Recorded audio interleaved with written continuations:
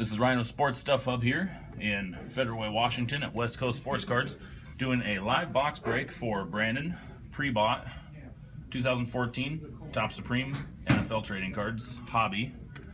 So these boxes are 1 pack per box.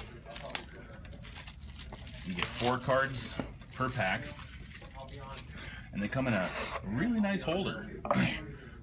So you get one hit per pack, with 1 base card and 2 parallel of the base.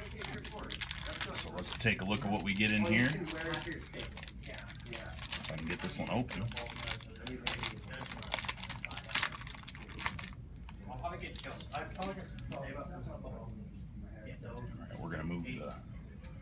Alright, we're gonna move that to the back and not look at it. So first card we've got Deion Sanders parallel. Actually, that might be the base card. Yep, numbered out of 162. We got a Robert Griffin III parallel, numbered out of 25. And a Dan Marino throwback card, numbered out of 99. So there's our 3 base and parallels. And our insert is